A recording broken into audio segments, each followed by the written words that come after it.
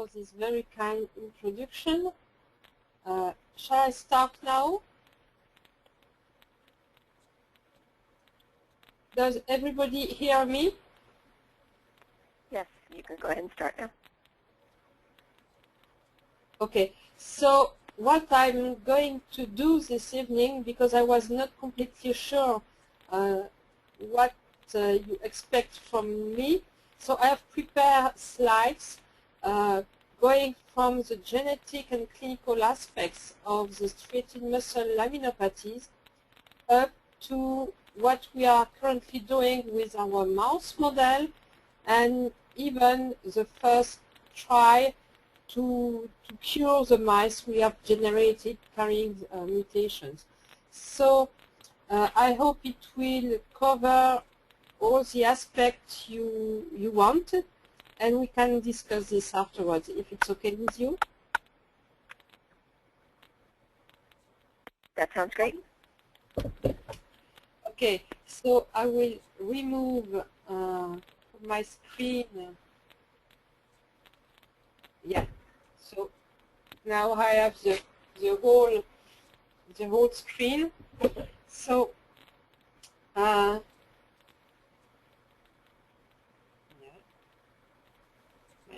okay, so laminopathies are disorders due to mutations of the LMNA genes that encode A-type lamins that are two major rhizoforms, the prelamin A and lamin C.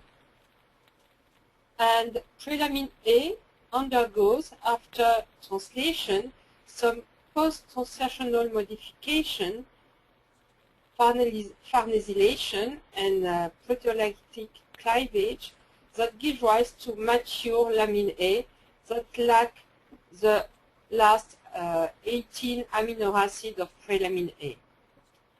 Those lamin A and lamin C are intermediate filaments composed of, as all intermediate filaments, central root domains, and there is N-terminal part and C-terminus globular tail domain comprising an IG-fold part, which is very important for numerous interactions between proteins and even DNA. And so these intermediate filaments are expressed almost ubiquitously in all differentiated cells in the whole bodies. So those proteins, lamin A and C, form together with lamin B the so-called nuclear lamina, which is a meshwork of intermediate filament that lies underneath the inner nuclear membrane and face the nucleoplasm and the heterochromatin. So in that way, nuclear lamina interact with both proteins of the inner nuclear membrane and are in connection with the rest of the cytoplasm through various proteins that interact with the cytoplasm, essentially SUN1 and 2 protein and nestrine that connect the inside of the nucleus to the cytoplasm. And nuclear lamina also interact with the DNA and chromatin at the inside of the nucleus. There is also some lamin A and C that are only present in the nucleoplasm and where they also interact with various transcription factors. So on the left-hand side of the slides, you have here how look like a nuclei in a skeletal muscle between the different myofibrils. And here it's a highlight, a zoom of the nuclear envelope with the outer membrane and the inner membrane. Here you have heterochromatin, and the nuclear lamina is closely connected to the inner nuclear membrane. And here you have a nuclear pore complex where goes through the various molecules that transit from the cytoplasm to the nucleus. So this is just to set up the context where we are. And so far, we don't know really all the detailed function and real function of lamins A and C. And they are thought to be implicated in the DNA replication, RNA transcription, in the structure of the nuclear envelope, and in the chromatin organization. And you will see later on how we go a deep further in the potential roles in the cell and in the various organisms. So, as I said, mutation in the gene encoding lamin A and C give rise to the very wide spectrum of disease. And today I will concentrate only on the skeletal and cardiac muscles, skeletal muscles defect, that are a range of dilated cardiomyopathy associated or not to muscular dystrophy. And this represents up to 60% of all the laminopathies cases reported so far.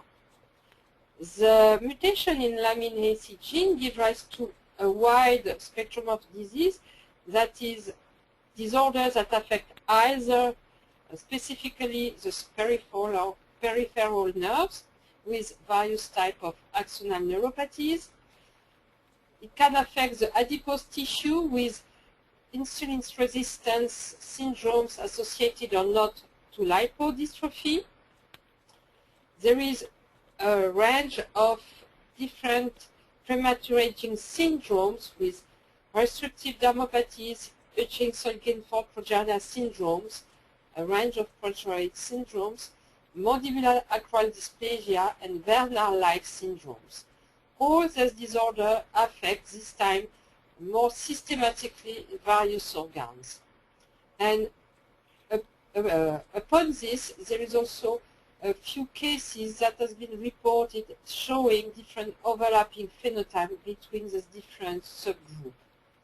And we have also identified a certain proportion of patients, or of subjects, so to be precise, that are still asymptomatic, but those subjects belong to families with mutation affecting the striated muscles.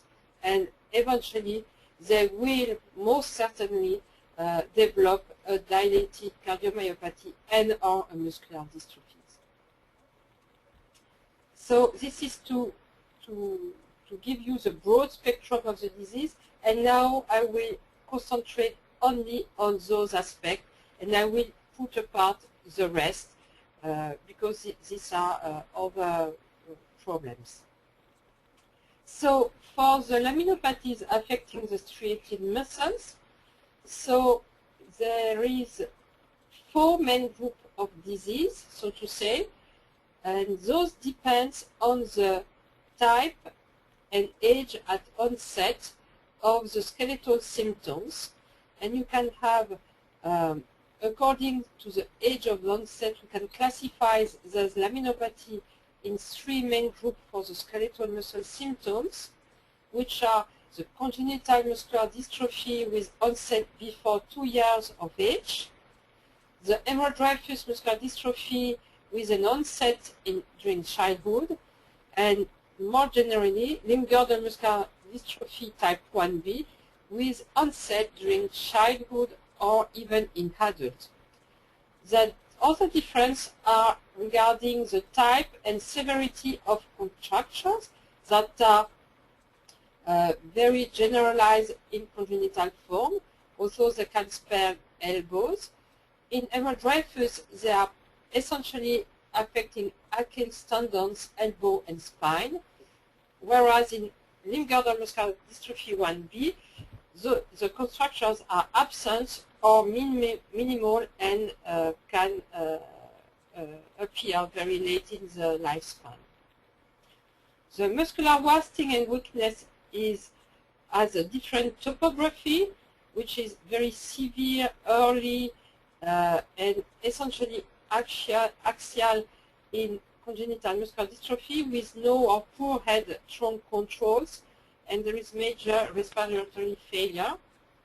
In hemodryphus, it's essentially at first humeroperitoneal involvement, and with progression it can be more generalized.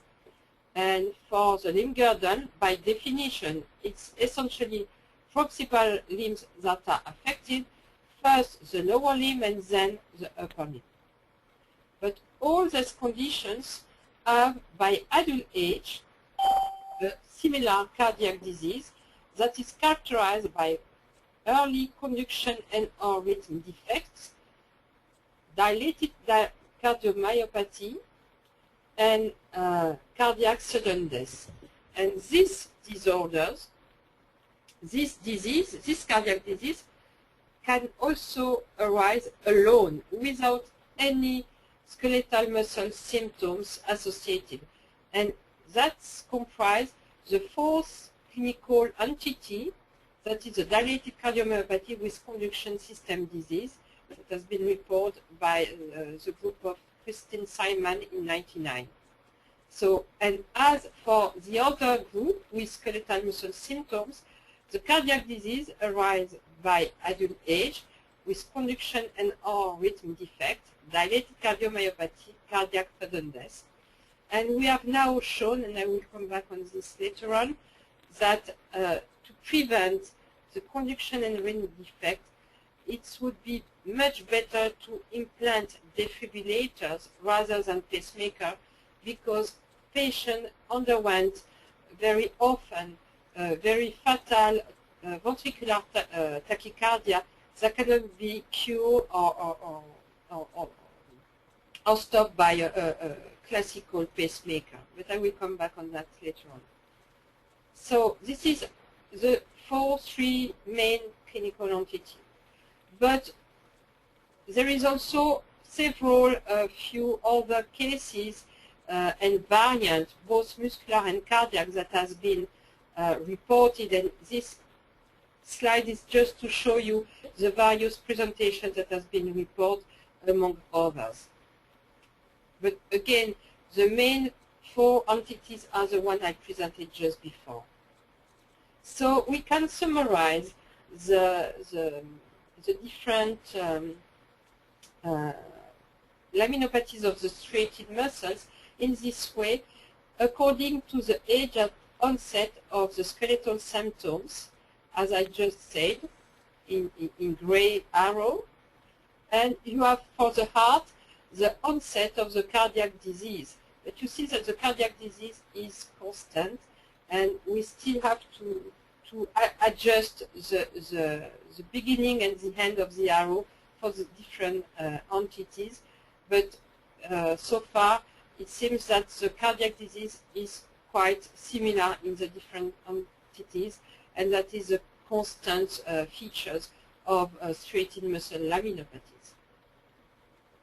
So to go a bit deeper on this cardiac disease, which is the main, one of the greatest problems in those disorders, is that very early it has been shown that carriers of lamin mutation have reduced survival than non-carriers in families.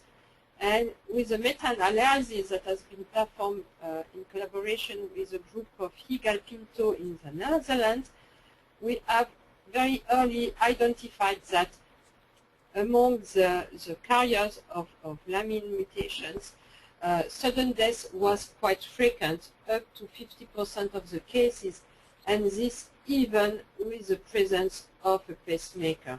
And that was very important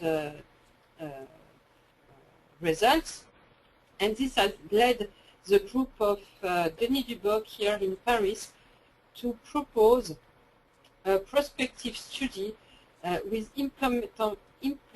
implantation of a cardioverter defibrillators as a primary prevention in carriers of lamin AC mutations.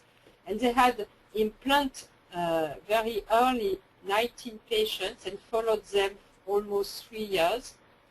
And during this follow-up, 8 of them had an ICD shock to recover from a ventricular tachycardia. And it led now the recommendation, as I said before, to prefer the implantation of a defibrillator rather than pacemaker in patients when they are in need for pacing in front of arrhythmia and conduction defect. So the message here is sudden death is highly frequent, can be in some families the first symptoms of the disease, and this despite pacemaker implantation. So a very important message is defibrillators in those cases. So several groups are working on this cardiac aspect of laminopathies, essentially in families presenting with isolated dilated cardiomyopathy. But the knowledge from this group of investigations are important for other type of laminopathies to my point of view. And here in this collective work published in the JACC in 2008, they have proposed and highlight some from risk factors, and being in NYHA state 3 or 4, or practicing a competitive competition sport over than 10 years are a major risk of cardiovascular events in laminopathies. And also the fact to carry intronic mutations in this cohort they investigated, plus competition sport over than 10 years. Sorry, I forget to translate in English here. Are associated with a higher risk of cardiac sudden death. The same groups or collaborating groups have more recently reported a European cohort study, and following a risk factor, and what came out of this report is that nonsense mutation are risk factors. Male gender is also a risk. Non-sustained ventricular tachycardia and ejection left ventricular fraction and shuddering below 45% are risk factors, all equally. And when you accumulate several of those risks, you can see here that you reduce the probability of cardiac free event survival. As you can see here, the curve go on the left. More risk you accumulate. Gisele, can I just ask you one question on this?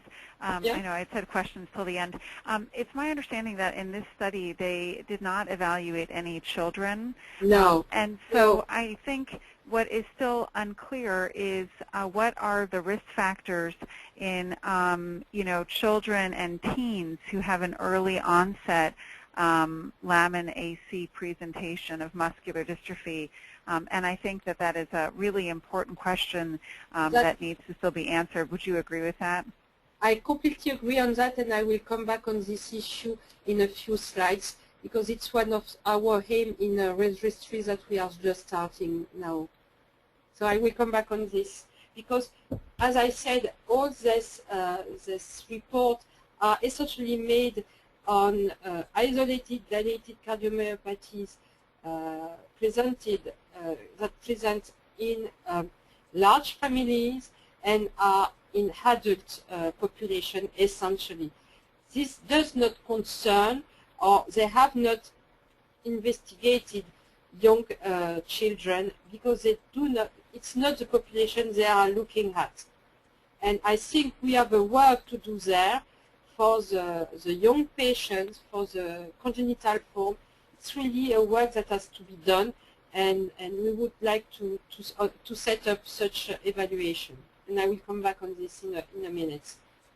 So this last report is just to highlight that the group of Eloisa Arbustini still in the same cohort, they have access to they try to assess the validity of biomarkers in this population. And what they did, they quantified the mRNA present in peripheral blood and seen that there can be a relation between the presence or not of a mutation that decrease the concentration of lamine mRNA in peripheral blood. But there is no relation between the type of mutation and the level of decrease. But this is still not major decrease. But I think it's something that needs to be followed and further investigated to see whether it could be a very valuable biomarker or not. And they also had access to some cardiac tissue, and they have seen that there could be some reduction of mRNA and protein. But this has to be further checked because working on explanted heart is not always that easy to have very good quality of samples. But I think it's an interesting report because it's something that needs to be further evaluated in good condition in any kind of population we are following. So just to move on, I just would like to make a short point of the high variability in striated muscle laminopathies regarding the clinical severity. So I highlight in the beginning that there could be different type of clinical entity, hemorrhagic congenital form or limb-girdle muscular dystrophy, or even isolated dilated cardiomyopathy. But this could be identified even in the same family, the different entities. So we think that possible genetic modifier could be involved in this variability in severity and in presentation.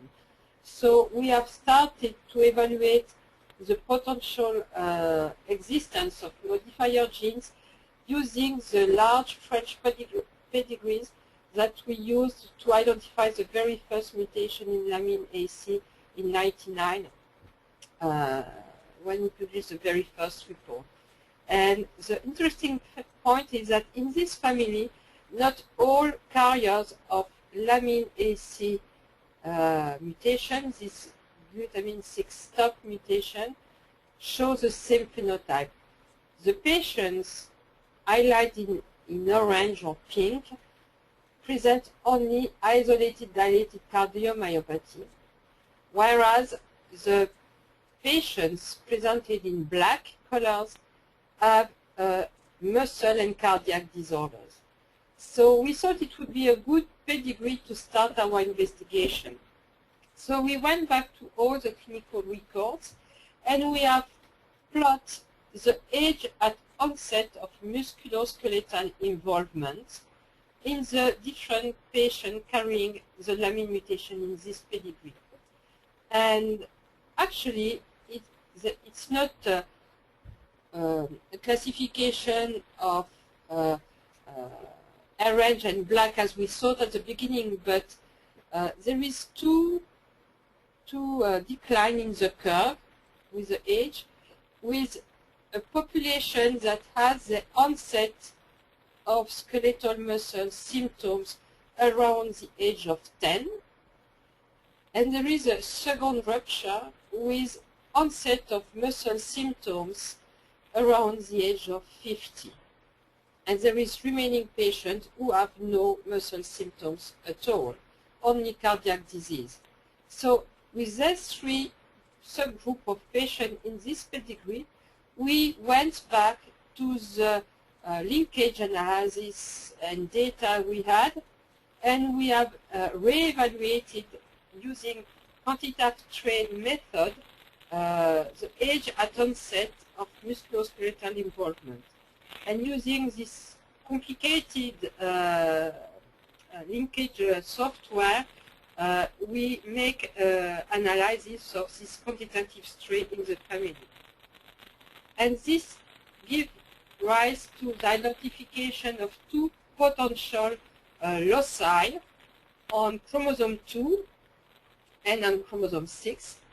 And you can see that the higher is the peak of the linkage, higher is the probability of having variants important in this area of chromosome 2. So those two areas, those two loci are relevant for modifier genes, but for now we favored chromosome 2 at first. And why is because there was interesting candidate genes localized in this area. The light chain of myosin and the desmin gene, two proteins expressed in the skeletal muscles. Therefore, we focus our attention on those two areas, and we have used classical PCR sequencing method to investigate these areas. But so far, we have not found any variants in those regions that co-segregate with a different subgroup of age of onset of musculoskeletal involvement. Therefore, we have now proceeded with more, let's say,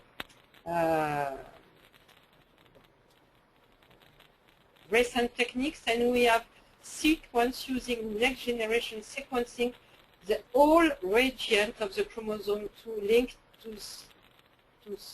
this modifier area, and as well we have sequenced the whole region of chromosome 6 that is linked.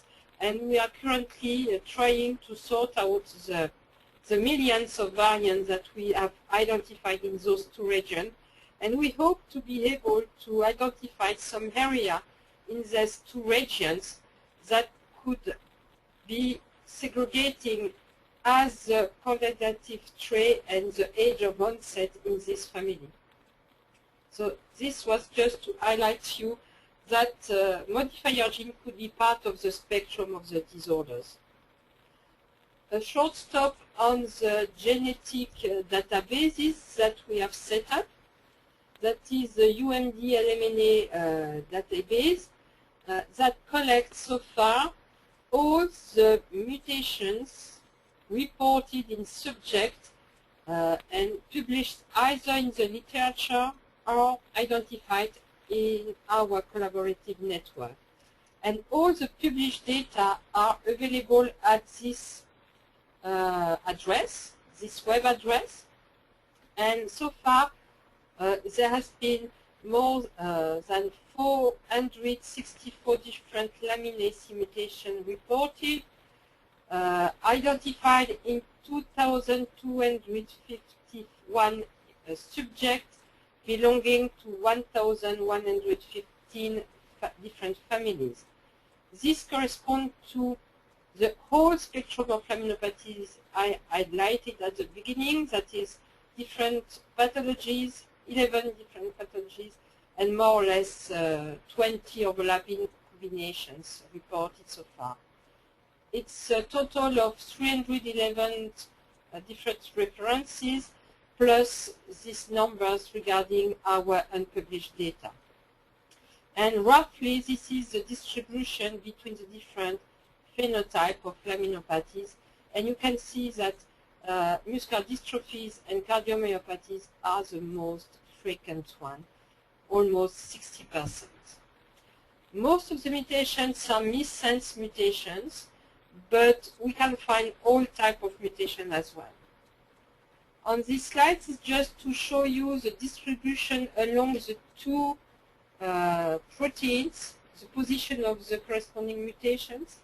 And you can see that whereas for lipodystrophy, premature aging, specific premature aging, or axonal neuropathies, there is in those type of laminopathies type of hotspot mutation with a prevalent amino acid or position that is mutated. At the opposite, for muscular dystrophies and cardiomyopathies, so the striated muscle laminopathies, there is at the present time 400 mutations that has been described, and they are spread all along the genes, which means that the phenotype-genotype relations are found to be easy to draw. And here to highlight the question is just a rapid presentation of the distribution of mutation associated to dilated cardiomyopathy in red, to hemorrhagic muscular dystrophy in light blue, to congenital form of muscular dystrophy here, and limb-girdle muscular dystrophy in black below. And this is maybe not the most updated slide, but we have a few more LCMD-related mutations, but they are more or less spread all along the genes.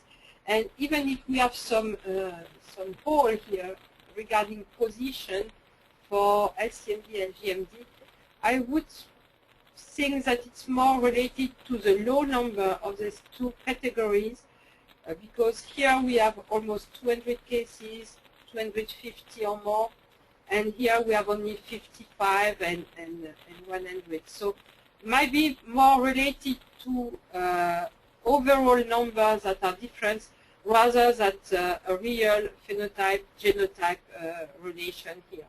But we need to focus more on in the future on those relations. So now I would like to go on, if you agree, on potential pathomechanism linked to the striated muscle laminopathy. So as I said, we have those potential roles, and just to remind you, we have this laminae lying just below the inner nuclear membrane and interacting with all those numerous nuclear envelope proteins in link with the cytoplasm, but also in link with the inside of the nucleus with various transcription factors, and also having some laminae spread inside the nucleoplasm. So the main current hypothesis drawn to explain how almost ubiquitously expressed protein could lead, when mutated, to so muscle-specific defect. There is three main hypotheses at the present time. The first one is linked to the structure of the striated muscle, which is a mechanical and structural defect.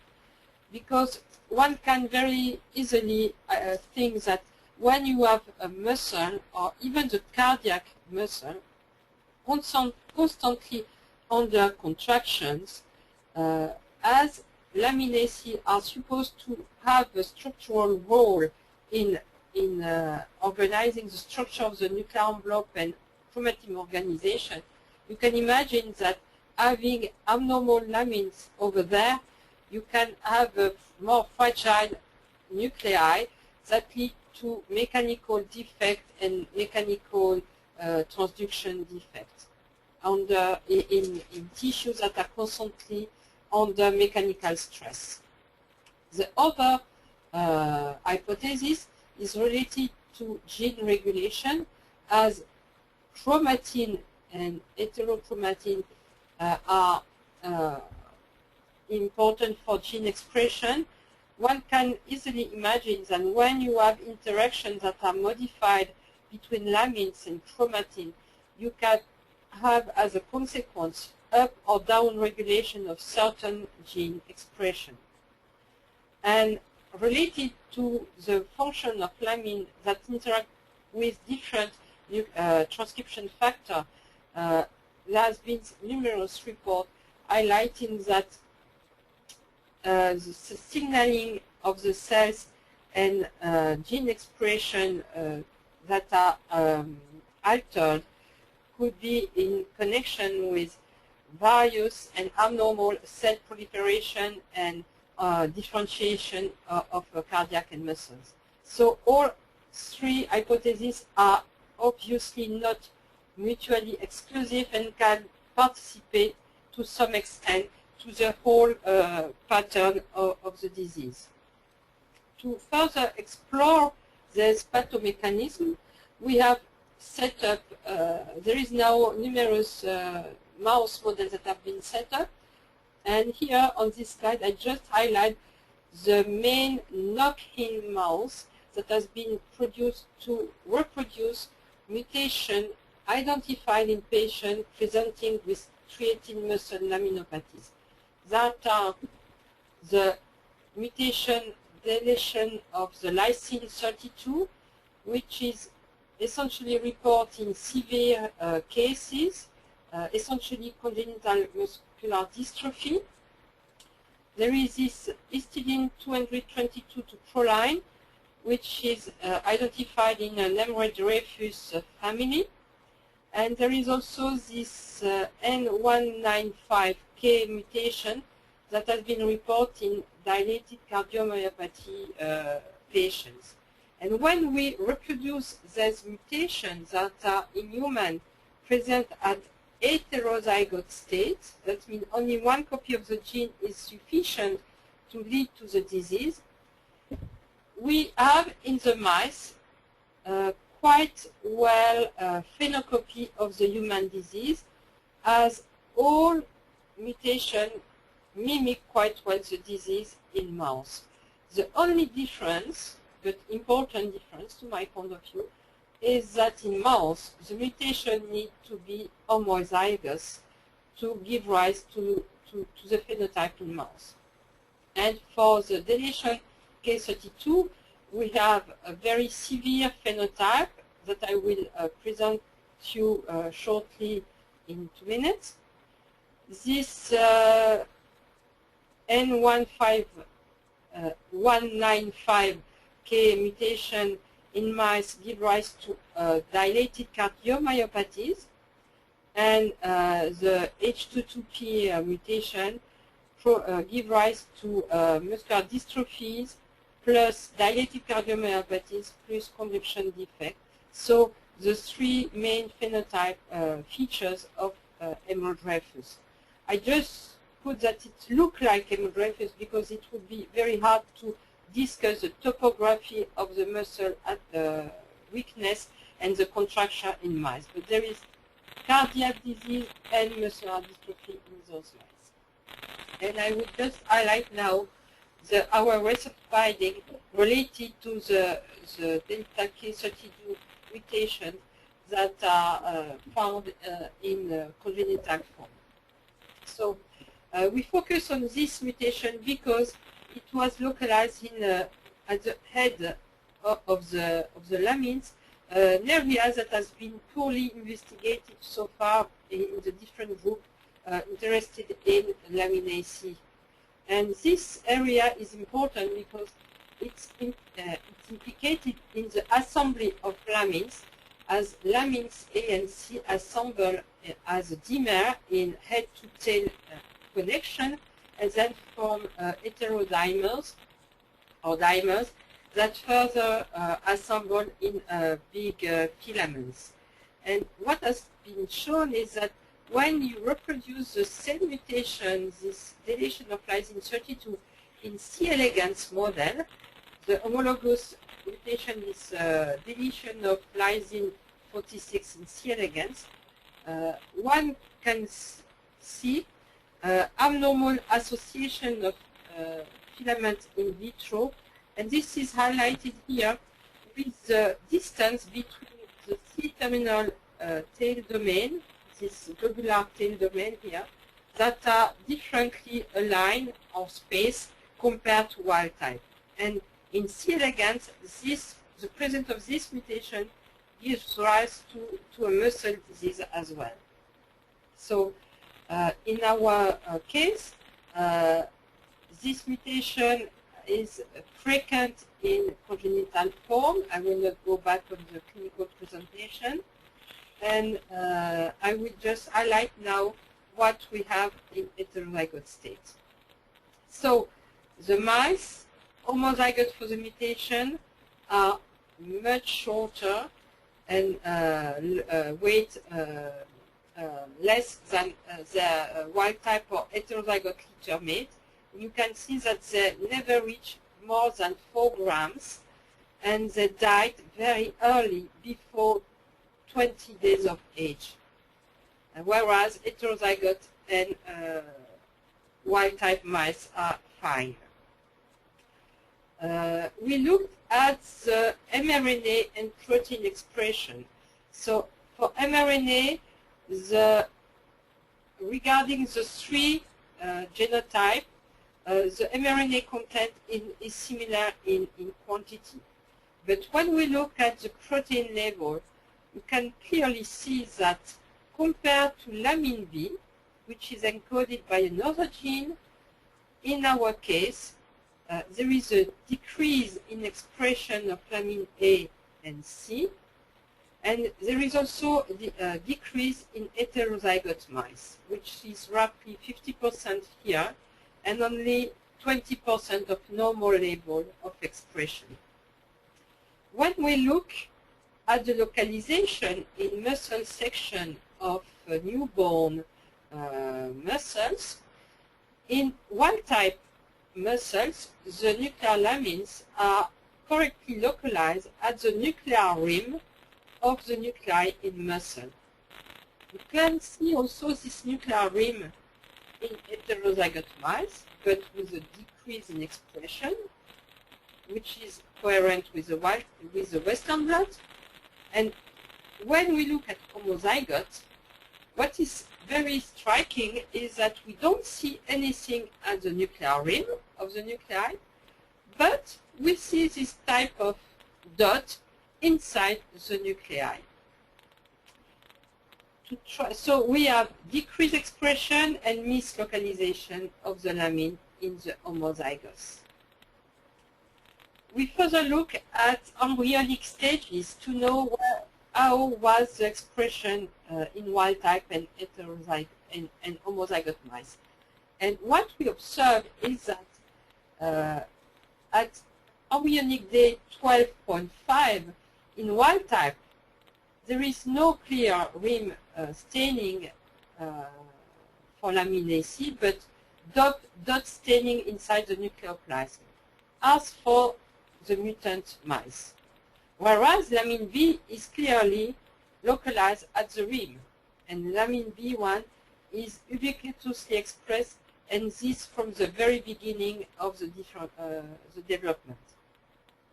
If you look at E embryonic day 17.5, the lamins in wild type start to be at the rim of the nuclei, but still a bit inside. In our homozygote mice, it's still just as a dot inside the nucleoplasm. And when at birth we looked, we have this nucleoplasmic staining still in homozygote, but not in wild type. That now is essentially at the nuclear rim. So what we think is that there might be a delay in the maturation or in the development of the nuclear localization of lamins in our mice. We look at the phenotype, at how behave the muscle and the heart in our mutant mice, and what we can see is that compared to wild-type muscle, we have smaller fibers and with numerous central nuclei in the fibers. So we have quantified the number of central or internal nuclei, and you can see that in homozygote in red on this graph, there is still a very high proportion at day 14 post after birth. Up to 50% of the fibers have central nuclei, and we thought it could be linked to again maturation delay, because we have not been able to identify any feature of necros regeneration that could be associated with central nuclei. And so we look at the expression of embryonic myosin, and still there is huge number of fibers that express this embryonic myosin. And this is in favor than for a maturation delay in our homozygote mice. As for the heart, you can clearly see that the heart is much smaller, but still have a homogeneous wall thickness. There is no dilation, no hypertrophy compared to wild type. It's just smaller. And we make echocardiographic measurements at D1 and D11, and the function was normal. When we look at the different markers of cardiac remodeling, usually modified in dilation or during cardiac remodeling, so we don't see upregulation of myosin light chain that are usually upregulated in cardiac remodeling. We only see upregulation of natriuretic brain NPPB and NPPA, so natriuretic factor, that are also associated usually with maturation of the cardiac tissue. So these markers are upregulated in cardiac remodeling, but usually associated in cardiac remodeling with these two markers. Here we have only upregulation of those two, which is in favor also of a maturation delay in our homozygote mice. Interestingly, we had also adipose tissue defect and a metabolic phenotype in our mice. When we look at the adipose tissue, you can clearly see that in homozygote mice, there is a smaller and less mature adipocytes on this white adipose tissue. And when we look at the heart at day 14, whereas for wild type and heterozygote mice, the tissue had switched to glycolytic metabolite, and there is no more lipid droplets. In lamin, homozygote mutant, there is still a huge amount of lipid droplet in the heart tissue. That is that the metabolism has not switched to glycolytic metabolism in those mice. The homozygote mice are also presenting with huge hypoglycemia and abnormal insulin maturations. So all these pictures are in favor also of some metabolic defect in our mice. We further investigated these problems, and we had focus on the SREBP1 transcription factor, which is important for both the maturation of pre-adipocyte to adipocyte, and in the regulation of glucose and insulin inside hepatocytes. So this transcription factor is very important in the regulation of the glucose and lipid content. So this serum responsive element binding protein 1 is produced as a precursor in the endoplasmic reticulum under high insulin or high glucose content. This precursor is translocated to the Golgi, where it undergoes a proteolytic cleavage, and the mature form then translocates inside the nucleus, where it is binding to promoter of its target genes, such as SREBP1 itself or ACC, FAS, or PPAR genes, which regulate this expression. An important point is that it has been shown that there is interaction between lamin AC and SREBP1. So we looked in our mice how behave SREBP1 in the different genotypes.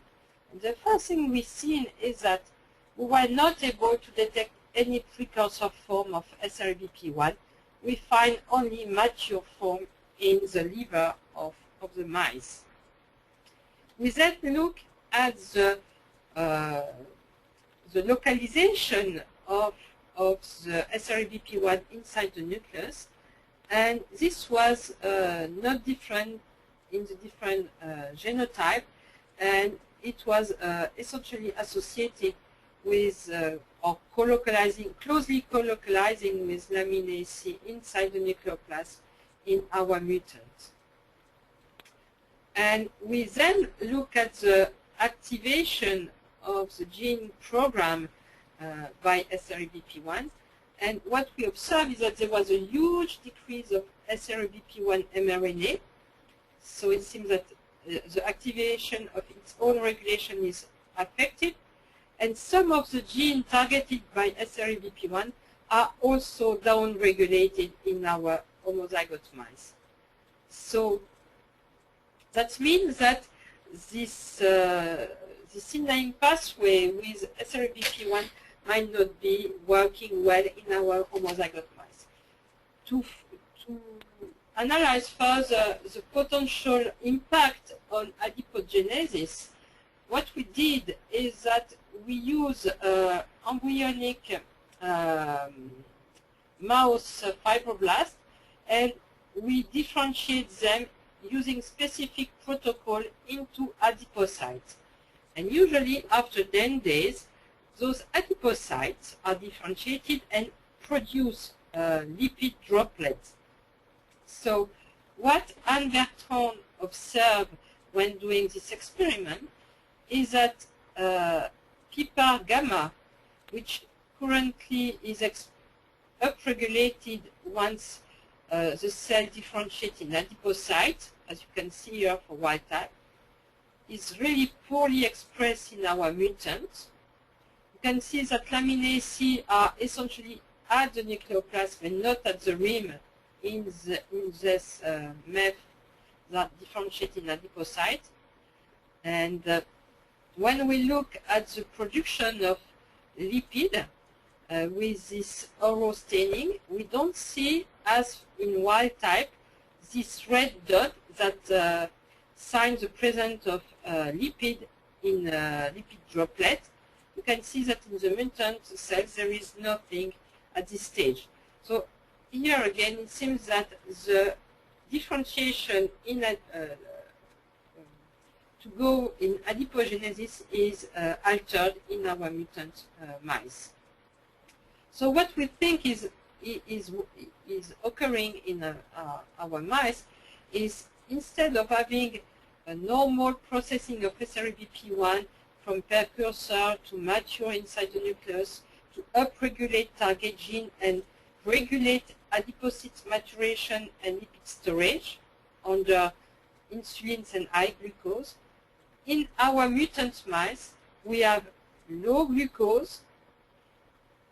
There is no more precursor, as it's all as this is lacking, we have only mature SREBP1 inside the nucleoplasm that potentially link or interact with the mutant lamin inside the nucleoplasm, and their interaction, we don't know yet how it disturbs, but for sure the upregulation of target gene is impaired, and therefore there is impaired maturation of adipocyte and abnormal lipid storage, and there is a decrease in energy stores, and there is low glucose, and it's vicious cycles. So this is what we observe and what we have published for our homozygote mice, and we are currently working on the muscle defect and cardiac defect, and try to understand how the mutation impact on the muscle differentiation. What is interesting is that for the first time, heterozygote mice also develop progressive dilated cardiomyopathy, and this gives rise to death by 1 year of age. I do not go deep in this issue because we have already, we are currently submitting the paper, and I can go further in the detail. Just to keep in mind that there is a dilated cardiomyopathy in heterozygote mice. So this is just a way to summarize what we have in our mice for deletion K32 models. That is highly reduced lamin C level, death by 18 days and growth defect, skeletal and cardiac muscle maturation defect, and metabolic defect, in linked with decreased mutant lamin C level and defective lamin assembly at the lamina. And for the heterozygote mice, we have also reduced lamin C level. The mice die by 1 year of age, isolated dilated cardiomyopathy, and this is linked with the dominant effect of lamin C and potentially with impaired ubiquitin proteasome system in those mice. So I could stop here if you wish, or I could go quickly on the second model with potential therapeutic aspect, but I can stop here if you wish.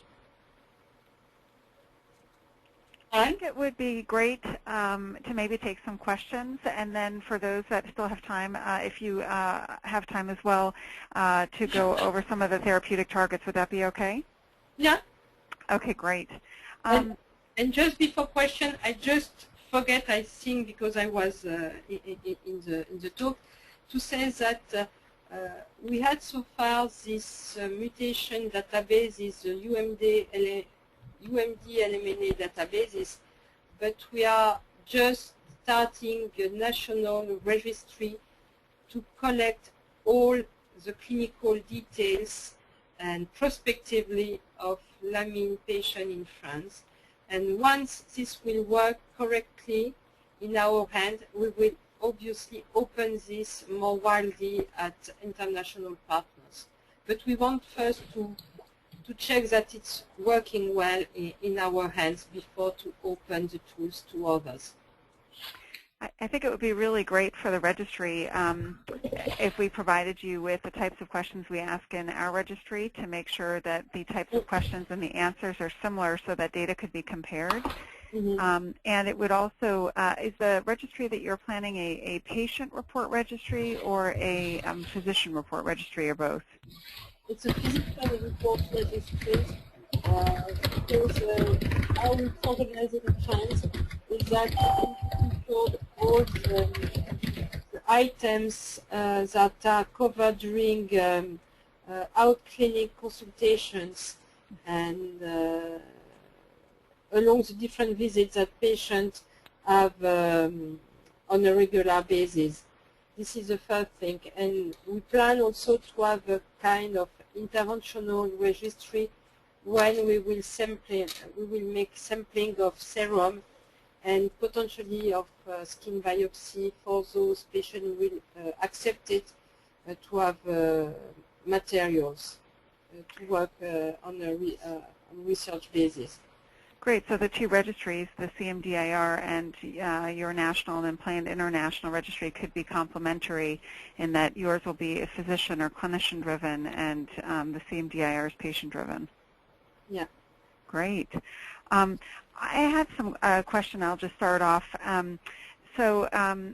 Recently, I had a conversation with one of the excellent neurologists from France, Dr. Susanna Quijano-Roy, Yeah. and she was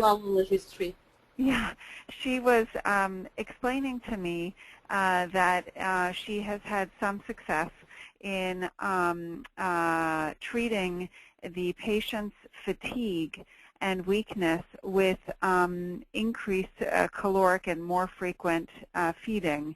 And so I was wondering if there's any evidence in humans, not mice, but humans with LCMD of periods of low blood sugar, and whether in fact often the appearance of humans who have LCMD who appear underweight, if this might in fact be explained and whether your feeling is that increasing the caloric content might in fact help treat some of the symptoms of fatigue that some of these patients experience.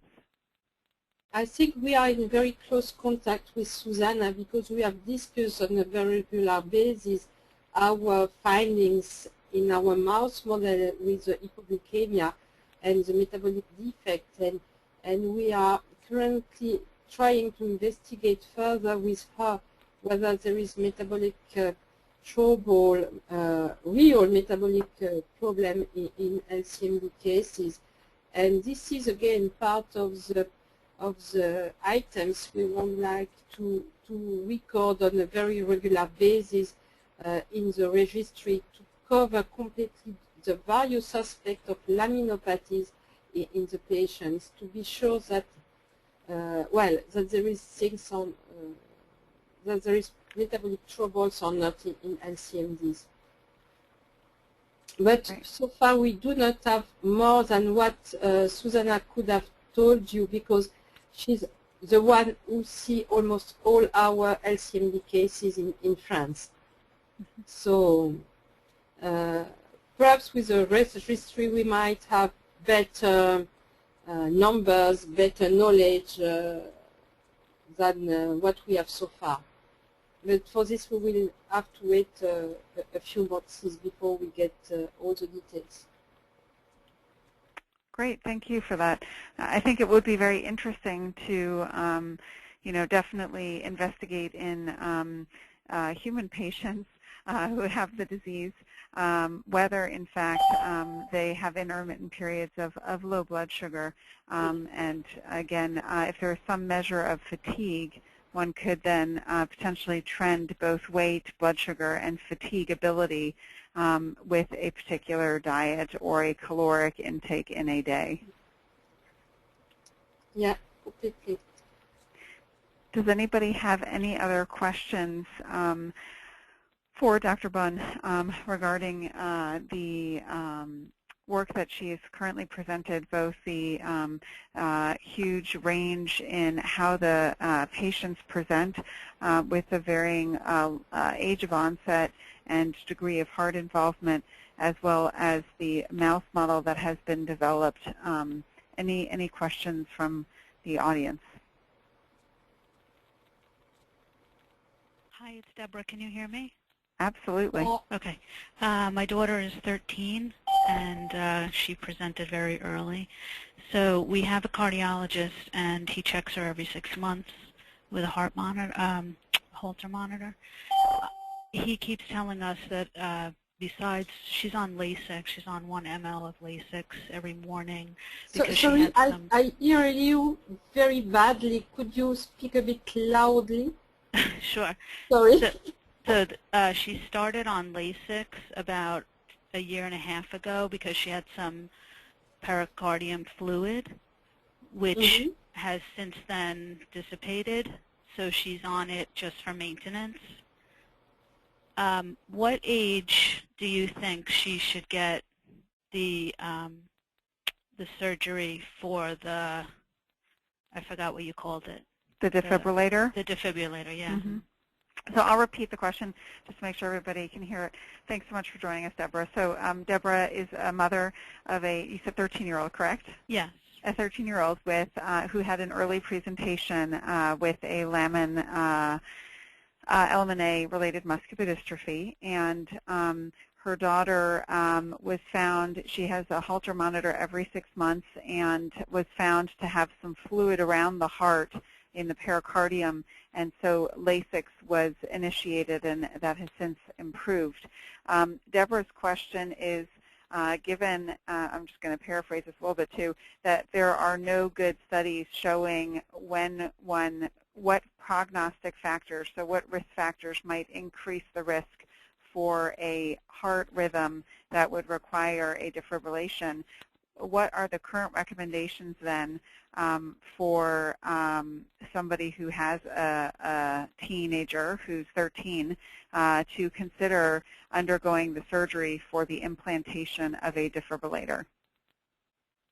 This is a quite frequent question that we have with our cardiologists here at the Duboc teams at the Myology Institute. And the answer is that, but for young adults or children, it's a case-by-case discussion. It depends on a lot of other contexts, how the general community is, and how frequent could be the arrhythmias, and the type of arrhythmias or conduction defect. And for me, as I'm not a cardiologist, it would be very difficult to answer to this question. But what I could do, if you wish, is to put you in contact with the team of Denis Duboc and discuss the recommendation in this very specific case. Because for this, let's say there is a gray zone where it's very difficult to answer by a black and white fashion. And I would recommend to be in discussion with experts, the cardiologists themselves, because I would be worried to give you wrong advice. And again, perhaps the best would be that perhaps Anne or Deborah to be in contact with the Duboc team. And I have here at the Myology Institute Karim Wabi, who is a cardiologist who follow all the neuromuscular disorder cases, and he has a very good experience and a good knowledge of LMNA, and he's looking at all the cases followed by Susanna Quirano. So he has the expertise of LCMPs as well. So I could ask. Yeah, I can definitely, Deborah. I can give Deborah the and introduce her to Professor Duboc and Dr. Roibi to put her in touch with them to discuss the case of her daughter. I'd be more than happy to do that. I think it would be the best, because I would fear to say something wrong. I'm not a cardiologist. I can care of mouse, but of patient I would be bad, I think. I could advise good specialist expert, but myself, I would be very worried to say something wrong. Perhaps we can put the professor in charge with my daughter's cardiologist. Yeah, absolutely. Why don't you do this, Deborah? Why don't you email me, and then we'll set up that communication. But I think that would be a really great idea, because they have a lot of experience in France, and this is a really challenging question to which there probably is no perfect answer. And exactly as Dr. Bonne is saying, that it really comes down to assessing it on a case-by-case basis. Right. Yeah. So can I just hit reply to the group? I mean, I don't mind if you give. Oh, yeah, that's fine. Why don't you do that? Yeah, that's fine. Mm-hmm. Thank you. Yeah, absolutely. Oh, just a funny note for the presenter. I loved her accent. It made the words muscular dystrophy sound really cool. Well, you know, my English is not that good, and I have a very French accent, so to say. So. It's lovely. Thanks a lot, but I think I need to improve my English. It's fine. Gisele, we'll give you lots of opportunities. We'll have you back often. Yeah, I would love to have time to take English lessons in addition to my current agenda, but I have difficulty to find time to do that, because I need to practice more, actually. Does anybody have any other questions for Dr. Bonne regarding the work that she's presented currently? I know a lot of it is very science-heavy, if you will, and I always like to say there's no stupid question, so feel free to fire away. What is very exciting in comparing this to where some of the other congenital muscle diseases stand, is that there is, thanks to Dr. Bonne's work, a really good animal model. And what I mean by good is that it replicates what the disorder looks like in humans. And this becomes an invaluable tool to better understanding the underlying disorder, what the drivers of the disorder are, and what possible treatment targets might be. So it becomes really essential to have a good animal model in order to not only attract funding for research, but to also make sense of what is going on, especially in a group of disorders that is very, very complex. As you've seen, there is a huge range in the spectrum. So the tools that Dr. Bonne's team have established with these various mouse models is really driving forward the research in this area. Thank you, Anne. Yes, absolutely. You deserve all the credit. So maybe what we could do is, if you have some time, I think that some of the people on the call would really love to hear what is going on in terms of moving forward treatment, thoughts about possible treatments and treatment targets. So why don't we have you walk us through some additional slides and then can take some more questions. Okay, I can go rapidly, and it's just to give you a flavor of what and to summarize what has been achieved so far on the therapeutic aspects of the cardiac disease of laminopathies. So which is essentially made using this second mouse model that we have set up.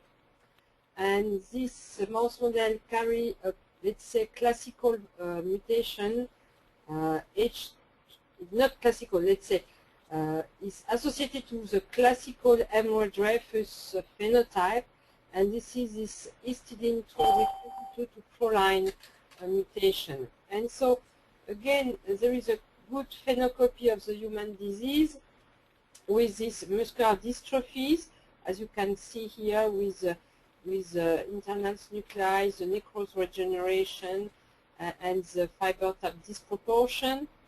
And we are currently analyzing the muscle function of those mice. But we have focused essentially so far to the cardiac disease of those mice. There is, as I said, conduction and ring defect, dilated cardiomyopathy, and as you can see here in end stage, major fibrosis of the dilated heart in the homozygote mice. So the funny thing is that male are more affected than female, and we are also working on this issue to understand why and to know whether there is some relevance to human disease, although it seems not to so evident of the male gender difference unless the group of Pinto has shown that there might be a risk factor to be a male regarding dilated cardiomyopathies in humans. So in this mice, what has been done by Antoine Muchir when he was in the lab of Howard Warman in Columbia University, he looked at the transcription expression of the mRNA in mice at 10 weeks of age, that is before the onset of any symptoms in the mouse heart. To be sure that any modification we could see would be rather linked to the presence of the mutation rather than linked to secondary effect of the cardiac remodeling. And what he has identified doing so is an increased activation of the MAP kinase pathway with this increase of activation of phosphorylated GNK and phosphorylated ERK proteins here. And to make a long story short, what he has identified is that there is a upregulation and activation of these two pathways that give rise to activation of gene involved in the cardiac structure and function gene mediating fibrosis and cardiac remodeling to end up with the cardiomyopathies. And based on that, what he has tried is to say, well, there is early activation of MAP kinase pathway. And what would happen if we blocked this activation early before the development of the disease, or even once the disease is already present? And it is more or less what he did in these various numbers of paper described here. And what he did, he inhibit either the ERK activation or the GNK phosphorylation using specific inhibitor of this pathway. And he had treated first male mice between the age of 8 weeks to 16 weeks, so that is before the onset of the disease, but he had also did it between 16 and 20 weeks of age, that is once the mice are already sick. And so this is what he observed first, treating early the mice. You clearly see that in the group that is treated with the molecule, here, this last claim, there is a reduced activation of phosphorylated ERK1 and 2 compared to non-treated mutated mice or DMSO-treated, okay, compared to wild type. And this is a quantification here of this Western blot. And what he had shown also is all the targeted gene by this pathway go in the same direction at the mRNA level. That is, when you treat it with the inhibitors, you have a reduced expression of these activated genes compared to DMSO-treated and non-treated mice. And this is associated with down-regulation of the different remodeling factors. I told you before, the natriuretic, the brain natriuretic peptide and the myosin light chain. And the most obvious thing is that when you look at the function of the heart in M-mode echocardiography, you can see here that compared to wild type, where there is a fractional shortening of 40%, once you treat the mutant mice, you have similar fractional shortening, whereas in non-treated or placebo-treated mice, you have a huge decrease in the fractional shortening. So this is, and you can see also that the morphology of the heart is better here than here and here. So treating or preventing the activation of ERK or GNK prevent the development of the dilated cardiomyopathy in the mouse model. They did it also this with GNK inhibitor, and this is to make sure the same data but presented in a different way. This is the treated mice compared to the DMSO treated or the wild type, so you can see that those two look similar compared to this one. As for the echo data, there is much less fibrosis in the treated mice compared to the DMSO treated mice. And I did not provide the data with the mice already sick and treated with the same inhibitors, but clearly this has also a very good effect by decreasing the progression of the disease. And the last point, the most recent one they did, is that Antoine went back to the transcriptome data he had generated in 2007, and among the different pathways that has been upregulated in the presence of the mutation, there was not only the MAP kinase but also the P38 and the mTOR that has been activated. And to make a long story short, again, this is all summarized here in this slide. But when they use temsirolimus, which activate autophagy, you reduce you ameliorate the cardiomyopathy, as you can see here, and you improve the fractional shortening. So this is just a summary of what has been achieved among the latest years between Howard Warman and Antoine Muchier.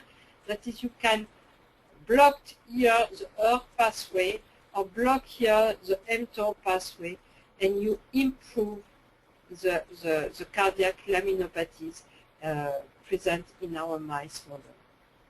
And so this is pathways that are ongoing and further explored at the present time to find alternative drugs and see whether we could also block alternative pathway to ameliorate the cardiac disease in those mice. And just to finish, this is another thing that has been performed in collaboration with a group of Takuro Arimura and Akinori Kimura in Tokyo, in Japan. And this approach was a bit different compared to the one performed by Howard Warman and Antoine Muchier. Here, the proof of principle was to use the mouse model to test calcium sensitizer for any type of dilated cardiomyopathy, because here we do not target a mechanism that is specific of the lamin mutation, but rather a secondary event that occur in any type of dilated cardiomyopathies.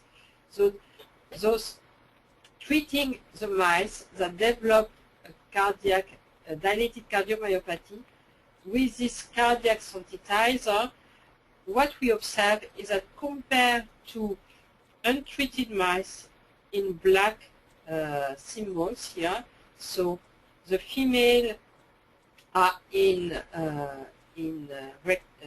square and male are in triangles, and the treated one are the open symbol. You clearly see that there is a great improvement in survival of the mutant mice when they are treated with this cardiac sensitizer.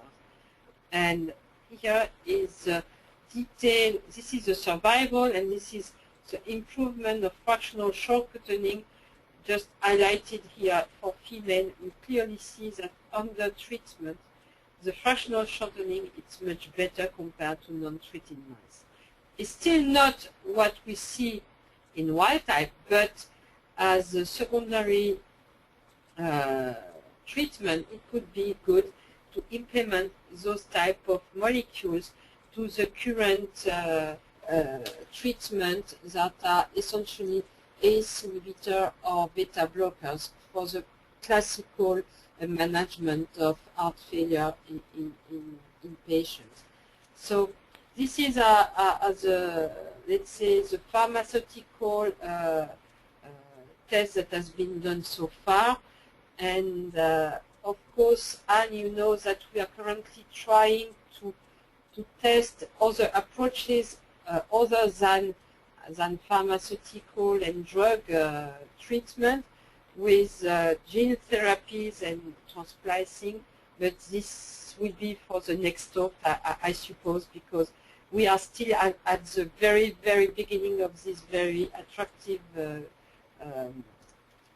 aspect of the of therapy, but we are far from being able to propose anything really working yet in mouse model.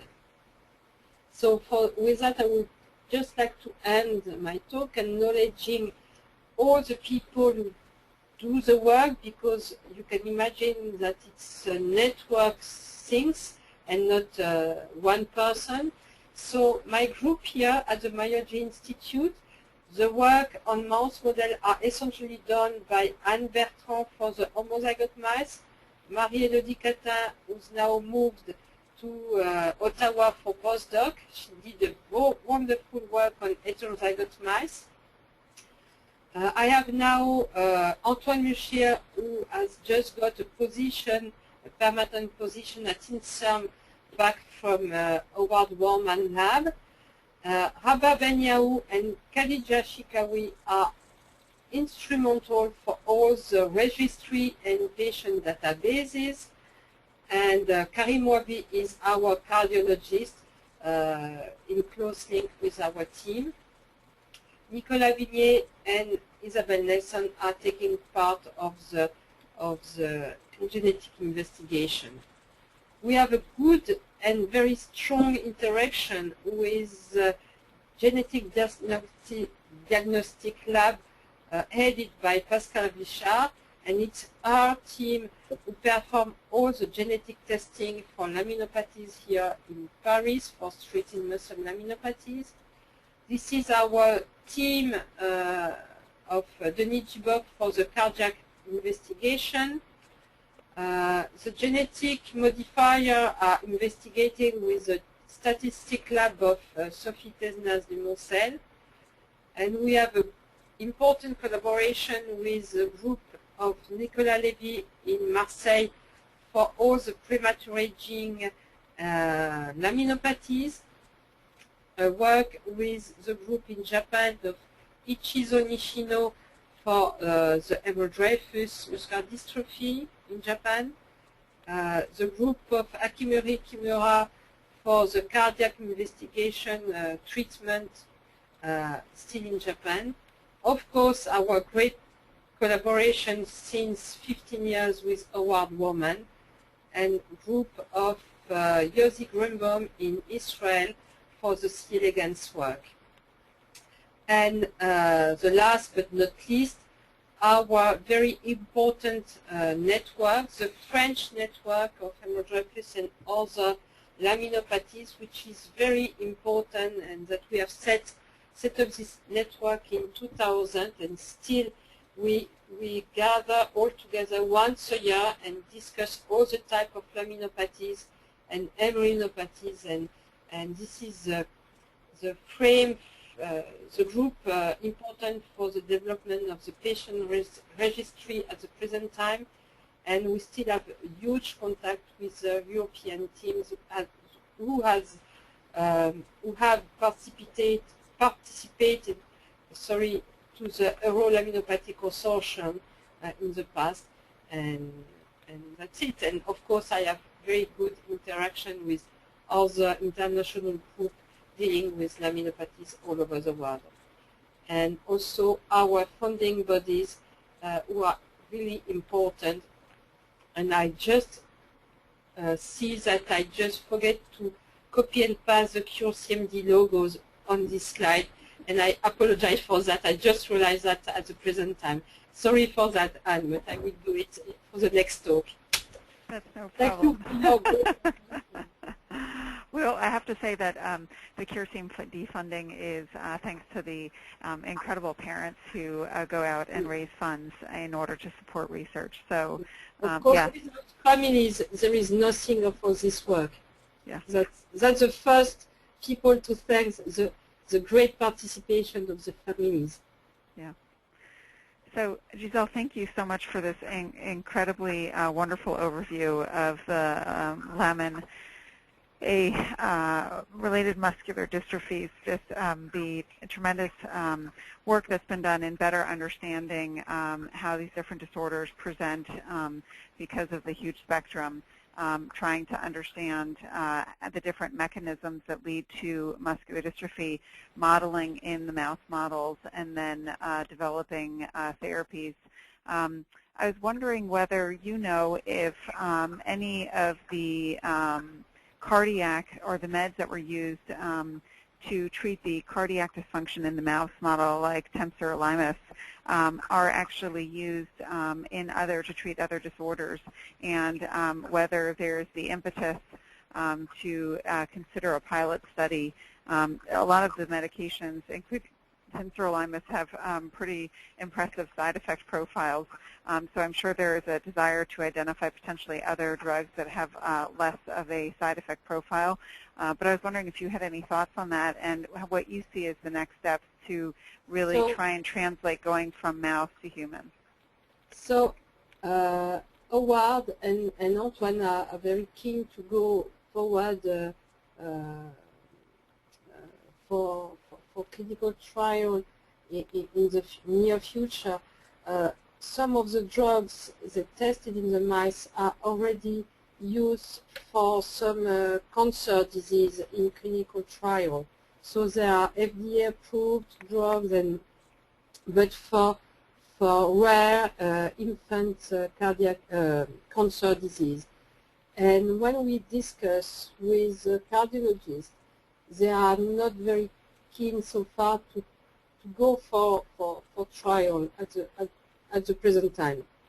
So what we are doing is again to go faster than that we did in the past with the patient registry, to have a very good natural history of the cardiac disease, essentially for the young children as well, and to have good outcome measures, good readouts, and to be ready with the registry for identification of patients once all the preclinical work made by the team of Howard with this drug modulating the cardiac disease would be ready to go with a trial of any kind. So we join our forces to be ready, to have the registry ready for that, and to have all the outcome measures, and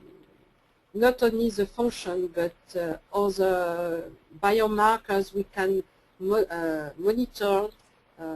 We need to improve this aspect as well before to go on in clinical trial, I think. But we are doing this in parallel in a way. Yeah. So, I mean, I've always said that the important thing is to achieve both preclinical trial readiness and clinical trial readiness while you are waiting for clinical trials.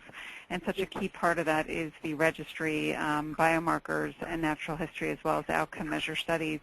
I'm wondering for those patients and families who have registered in the CMDIR, I'm sure the question will come up, how can they or their clinician intersect once your registry becomes international with registering their information as well? And will there be an opportunity for the CMDIR to intersect with the registry that you're planning? So maybe we could set up a call to discuss that in greater detail. We will be open to any discussion, yeah. And now we are quite close in interaction. Again, we are just going through the legal authorization with regulatory affairs in France. So we might be authorized to start recording in spring next year. We have the bioinformatic tools almost ready, so and we could implement with time some items. So we are at the phase that we are validating with the various experts of the different type of laminopathies all the items we would like to record. And obviously, once this again will work, I would be very keen to be in contact with you and with the CMDIR to interact and to see how we could connect your directories and our registry to open it more internationally. Mm-hmm. I'm looking for that, but again, not in order to be efficient and not to lose power, time, and efficacy of every people. We try to prove that it's working, and it's a very pragmatic issue at the present time. And once it starts to work, we will open it, and we see with all the legal authorization how we can open it to what you are doing over there. Great, fantastic. Well, we'll definitely follow up with you on that. Does anybody have any other questions for Dr. Bonne regarding the work that she has presented? I just want to highlight one of the interesting findings that was presented regarding the targeting the heart, that both early and late targeting, so meaning once the disease has already set in, did show an improvement. And that is one of the critical steps in any kind of an experiment design to target whether also treating later may in fact also impact and slow the disease progression.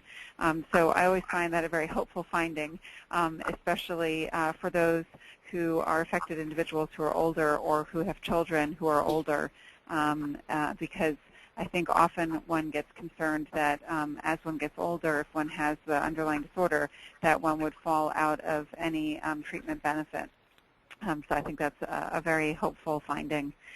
So I think with that, I'd like to close the webinar, and I just would like to give a round of applause for Dr. Bonne's amazing presentation, and we'll be happy to follow up.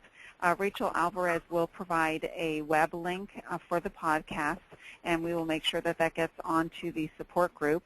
And looking forward to having you back at some time, Dr. Bonne, with further updates in targeting treatment. Many thanks, Han, and many thanks, Rachel, for organizing this. It was a real pleasure for me to have this great opportunity to present an overview of the lamines, and I'm looking forward for further interaction with your wonderful group, and I hope we will be efficient in the future for the patients. That's the main issue in my point of view. Great. Thank you so much, and we'll be in touch. Many thanks again, and have a good day. I don't know what time is it for you, but for me, I think it's time to go home. Happy holidays to all.